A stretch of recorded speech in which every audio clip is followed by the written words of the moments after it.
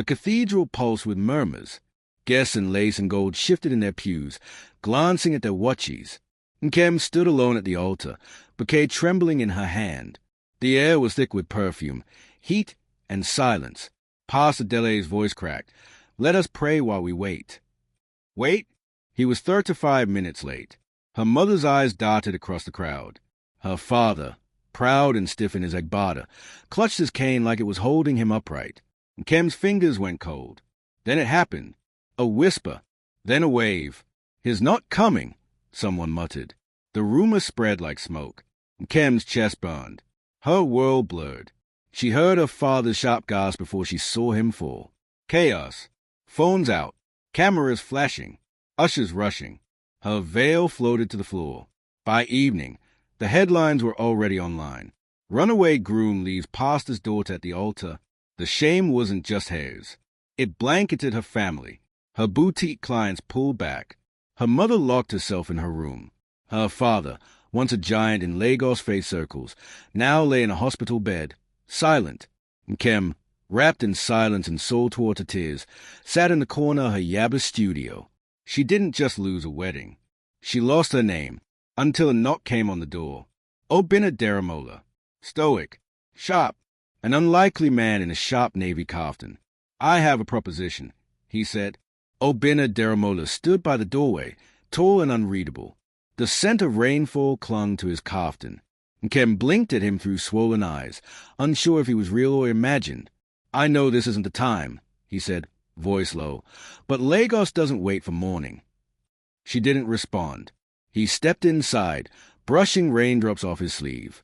"Your father's hospital bills are stacking. Your brand is trending, for the wrong reasons. You have weeks before clients walk away." Nkem scoffed. "So you came to offer sympathy or a sermon?" Obi's lips didn't twitch. "Neither. A solution." She turned her face. "I don't want another man's solution." He placed a white envelope on her work table. Inside, cleared hospital bills, press statement drafts, a signed investment promise to her label. "I'll make this go away," he said. "But I need something too." Nkem's eyes narrowed. "I need a wife. For 1 year. In name only. No emotion. No strings. Just presence." She stayed, stunned. "Why?" "My board is pressuring me to appear. Stable. Family-friendly. Investors like softness." Nkem almost laughed. "So you want a prop?" "No," he said. "I want someone who understands deals. You're smart. You're clean. You're unclaimed. It works." She swallowed the insult and the invitation. A fake marriage. Her pride shrieked. But her reality? Her father on oxygen. Her mother shrinking. Her dream slipping. "How long?" she asked. 12 months. No lies. No expectations. Silence stretched. Then she nodded. And in that moment, the real wedding began. Quiet, calculated, and born not from love, but survival. Banana Island was too quiet. As the driver pulled up to Obi's penthouse, Nkem's fingers gripped her anchor tote tighter. The gate opened like a secret, revealing a modern facade of glass and stone. It looked less like a home and more like a showroom.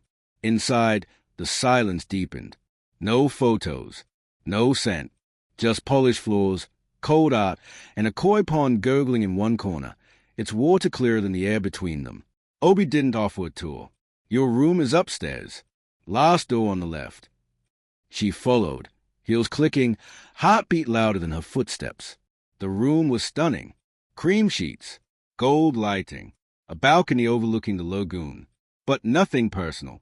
No warmth. Just like him. At dinner, they sat across from each other in a dining space large enough for 20. She ate slowly. He barely touched his jollof. The air conditioner hummed louder than their conversation. Finally, she spoke. "Are we really going to live like strangers?" He didn't look up. "We are strangers."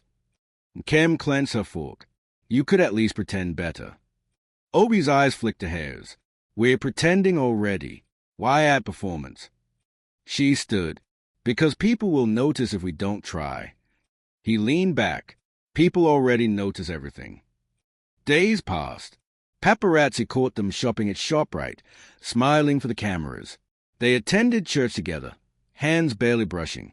To Lagos, they were the picture of grace and scandal recovery. But behind closed doors, there were shadows in the same house. He spent nights in his study.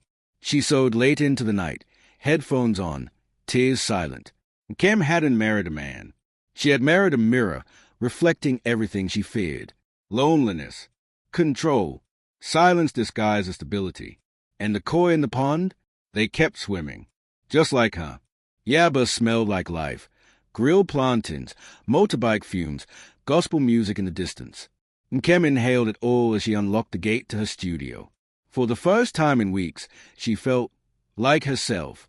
Inside, the sewing machine hummed again. Her fingers moved with memory. Ankara swatches littered the table. A lace bodice took form under her hands. It was her therapy, stitching beauty from brokenness. Then came the knock. Obi. He stood awkwardly at the doorframe, a brown paper bag in hand. You forgot your fabric order, he said, and I wanted to see where you vanished to. She blinked. You came all the way to Yaba. I don't vanish, she said sharply. He gave a half-smile. I know. Silence. Then she gestured in. He stepped in carefully, like the room might judge him. He watched her work. You're different here. I'm real here, she replied, not looking up. He sat on a low stool. I used to love drawing. Architecture. Blueprints. She glanced at him. So what happened? Money happened. Responsibility. I started building empires and stopped building joy. Their eyes locked. Outside, a hawker's bell rang. Inside, the air thickened. He nodded at the unfinished gown. It's beautiful. She chuckled. It's a mess. Still beautiful, he said. And for the first time, Nkem didn't see the cold businessman. She saw a man who once dreamed in color, too. When he left, the room felt different, warmer. That night, he didn't stay in his study. He knocked on her door, just once. There's Zobo in the fridge, if you want. She didn't answer, but 5 minutes later, they sat on the balcony, sipping in silence. Not lovers, not friends, just two tired souls, sharing Zobo under Lagos stars. Nkem stepped out of Lekki Arts Cafe, laughter still clinging to her lips. Obi had surprised her tonight, ordering a mala with the wrong hand, quoting Yoruba proverbs badly, and actually laughing when she corrected him. But Lagos never let peace linger. Her phone buzzed, multiple times. She glanced. Fizayo's back. His talking to Sitterbeat. You need to see this. Her breath caught. She opened the video. Fizayo Bakir sat across from a soft-voiced journalist, face groomed, voice calculated. I didn't abandon her, he said. There were threats. I had to protect both of us. Protect? Nkem's stomach turned. The man who left her in front of 200 guests now claimed to be the victim. The next day, paparazzi swarmed outside Obi's penthouse. Love triangle in Banana Island.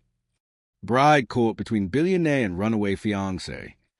Obi stayed unreadable, scrolling past headlines with glassy eyes. But something had shifted. The warmth from Yaba? Gone. At dinner, he was ice again. You should speak to him, Obi said one night, voice clipped. I don't want to. But you need closure. Do you? She asked. He didn't answer. She tried to explain, to reach the man who once shared Zobo under stars. But he shut down. You agreed to this for 1 year. Don't mistake comfort for connection.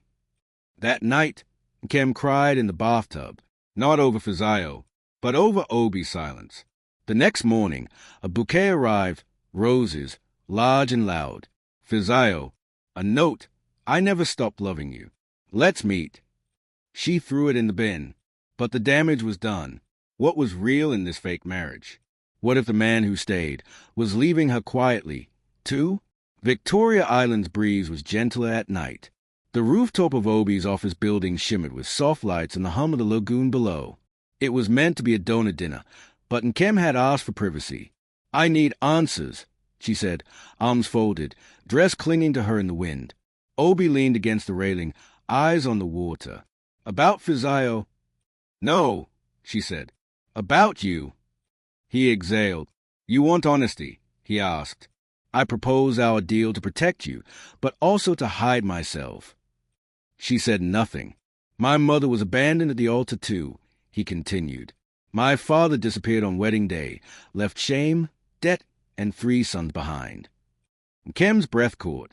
Since then, he added, I've hated vulnerability, loved control. I built walls so high, I stopped feeling anything behind them. And now, she asked softly. He looked at her. Now, I see you sowing joy back into your life. I see how you don't flinch when the world stays. I see you. She stepped closer. Then why push me away? Because I didn't think I deserved softness, he said, until you made me want it again. Silence. The city below glowed like fireflies. She reached for his hand. This was supposed to be fake, but it never felt fake to me. Obi turned to her fully. Nkem, I can't promise perfection, but I won't run. A pause. Then, finally, he kissed her. No crowd, no cameras, just a rooftop, a city, and 2 people surrendering. It wasn't fireworks. It was peace. The morning after the rooftop kiss, Nkem woke to soft light and the quiet hum of Obi's koi pond. For once, the house didn't feel cold. She thought, maybe this is it. Maybe we're becoming something real. But Lagos doesn't rest. The press had latched onto Fizayo's story. Blogs twisted it into a saga. Obinna Daramola steals bride from ex-lover. Now her name trended again, wrapped in scandal she never authored. By midday, Obi's office called. His board was rattled. A major investor threatened to pull out. When she arrived at his office with ofada rice and a peace offering, the secretary blocked her. "Is in a closed meeting," she said, lips tight. She waited and waited. Finally, Obi emerged. His eyes flicked past her. "Obinna," she called. He paused. Now's not a good time. The sting cut deep, not because of the words, but the way he'd said them. Cold, just like before. That night, Nkem packed a small overnight bag.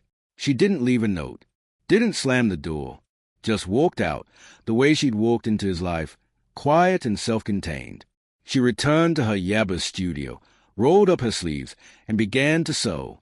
A new gown, unlabeled, unclaimed, just hers.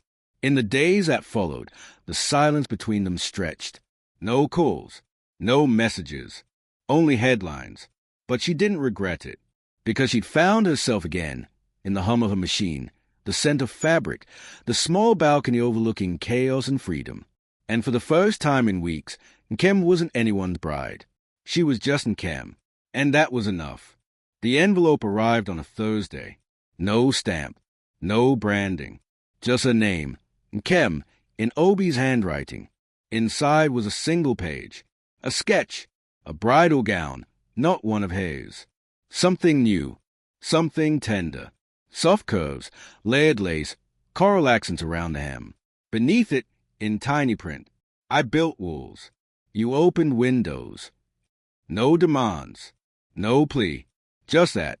2 days later, she stood outside the small church in Suile where her parents once wed. No photographers, no floral arch, just rows of wooden pews, gospel voices rising gently inside. He was there, not in navy, but in a soft cream kaftan. No tie, no watch. His heart was bare. She walked toward him slowly. No veil, no crowd. Her gown was simple, stitched by her own hands, every seam holding silence and strength. Past Adele, now recovered in karma, smiled with moist eyes. "I'm not here out of pity," Obi said, voice steady. "Not to fix you, not to save face. I'm here because I choose you, as you are." She reached for his hands. "I don't need saving, but I'll walk beside a man who sees me."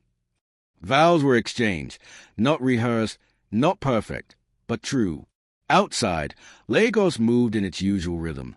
Cars honking, children laughing, a hawker calling out a kara. But inside that little chapel, a different rhythm bloomed, one of quiet redemption. Later, back at her studio, Nkem pinned a new sign above her work table. Deramola and Daughter's Bridal. Not a fairy tale, a beginning, and this time it was hers.